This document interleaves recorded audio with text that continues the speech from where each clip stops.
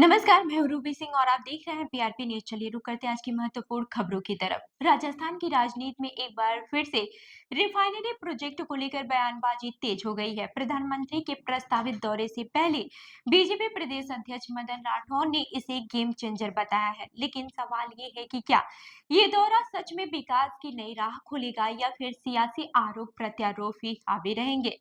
बता दें कि प्रधानमंत्री नरेंद्र मोदी के प्रस्तावित रिफाइनरी दौरे को लेकर राजस्थान की राजनीति गर्मा गई है। बीजेपी प्रदेश अध्यक्ष मदन राठौर ने इस दौरे को राज्य के लिए गेम चेंजर बताते हुए कहा कि ये प्रोजेक्ट राजस्थान के विकास को नई दिशा देगा। राठौर ने बताया कि रिफाइनरी प्रोजेक्ट की शुरुआत वर्ष 2007 से 8 में पूर्व मुख्यमंत्री वसुंधरा राजे की कार्यकाल में हुई थी।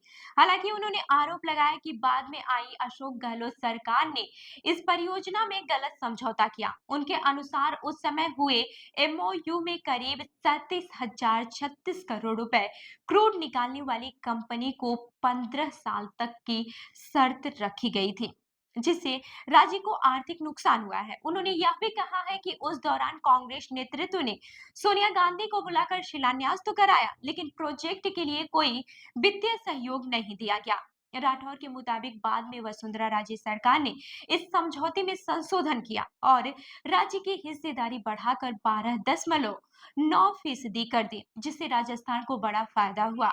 बीजेपी नेता ने दावा किया कि संशोधित समझौते के चलते अब राज्य को करीब 4,000 करोड़ रुपए की बचत हो रही है और कुल निवेश में कमी भी आई है। उन्होंने यह भी कहा है कि इस प्रोजेक्ट से लगभग 90,000 लोगों को रोजगार मिलने की संभावना है, जो प्रदेश के युवाओं के लिए बड़ी राहत होगी। राठौर ने गहलोत सरकार पर निशाना साधते हुए कहा कि साल 2018 के बाद सत्ता में आने के बावजूद इस परियोजना पर कोई ठोस काम नहीं किया गया और सरकार निष्क्रिय बनी रही। उन्होंने बताया कि रिफाइनरी के लिए पानी की जरूरत बलोतरा के पानी को रिफाइन कर पूरी की जाएगी। इसके अलावा उन्होंने अंतर्राष्ट्रीय मुद्दों पर भी प्रतिक्रिया दी और कहा कि ईरान से जुबाइर मामले में पाकिस्तान का रुख नकल जैसा है और उसमें समझ की कमी दिखती है। कांग्रेस पर निशाना साधते हुए उन्होंने कहा कि विपक्ष को राष्ट्रीय हित में एकजुट होना चाहिए। अब देखना होगा कि प्रधानमंत्री का ये प्रस्तावित दौरा क्या